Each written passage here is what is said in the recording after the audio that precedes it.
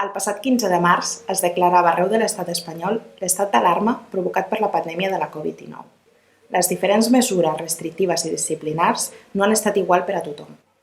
Raons de classe o de gènere han marcat la diferència.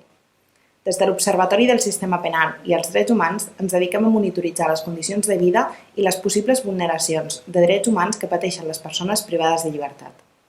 La violència institucional a dintre de les presons i altres tipus de centres de privació de llibertat, així com la violència exercida per agents de policia, són els nostres àmbits de treball.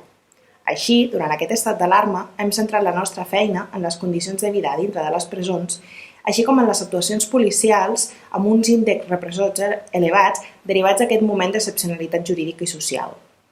Si bé molts podrien pensar que les persones que estan empresonades no s'han vist afectades per les mesures de confinament, no és cert.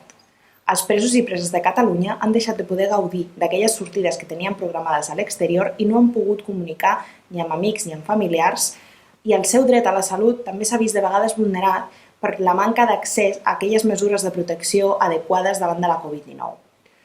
L'objectiu que sustenta la penalitat carcerària, la reinserció i el tractament, s'ha abandonat per la manca de seguiment tractamental, fet que ens hauria de fer preguntar-nos amb quina finalitat aquestes persones han estat empresonades durant aquests mesos.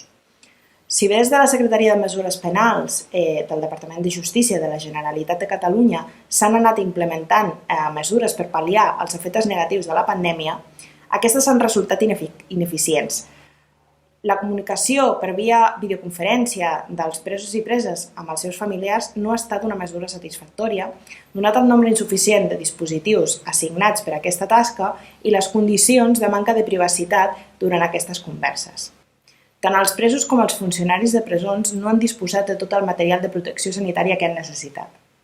Diverses organitzacions de defensa de drets humans hem demanat de forma continuada durant aquests mesos mesures de descarceració de totes aquelles persones especialment vulnerables que estaven empresonades, ja que la seva reclusió suposa un risc molt elevat per a la seva salut, contrari a totes les recomanacions d'organismes internacionals. La presó ha de deixar de ser aquell espai d'oblit i abandonament per part de la societat i de les institucions.